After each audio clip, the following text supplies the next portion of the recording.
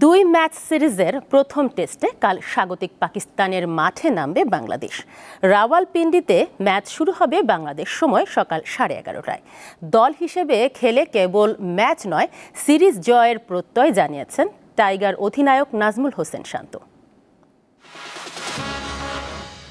টি-20 বিশ্বকাপের পর প্রথম বড় কোনো আন্তর্জাতিক ক্রিকেটে বাংলাদেশ দল, তাও আবার দেশের চরম রাজনৈতিক অস্থিরতার সময় পার করে সম্পূর্ণ ভিন্ন প্রেক্ষাপটে। তবে বাইরের সবকিছুকে ঝেড়ে ফেলতেই একটু আগে ভাগে পাকিস্তানে গিয়ে অনুশীলন করে টাইগাররা। সাথে ছিল এ দলের হয়ে মুশফিক, মমিনুলদের ম্যাচ খেলার সুযোগ।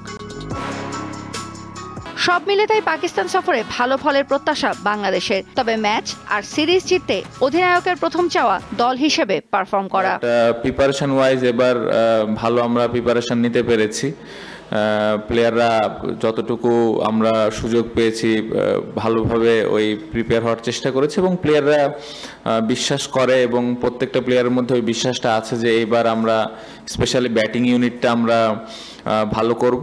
পাশাপাশি একটা টেস্ট ম্যাচ জেতার জন্য বোলিংটা খুব গুরুত্বপূর্ণ। সো আমার মনে হয় টিম হিসেবে আমাদের খুব ভালো সুযোগ আছে।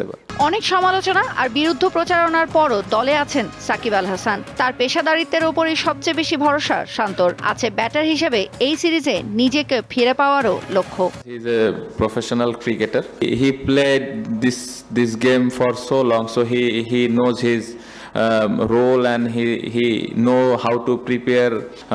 যে জায়গায় ল্যাকিংস ছিল এগুলা কতটুকু ইমপ্রুভ করা যায় ওটা নিয়ে কাজ করেছি। ম্যাচের একদিন আগেই প্রথম টেস্টের জন্য একাদশ প্রকাশ করেছে স্বাগতিক পাকিস্তান। দলে আছেন 4 পেসার। এ পর্যন্ত টেস্ট ফরম্যাটে পাকিস্তানের 12 জয়ের বিপরীতে বাংলাদেশের আছে মাত্র একটি ড্র। তৌসিয়া ইসলাম, দীপ্ত স্পোর্টস।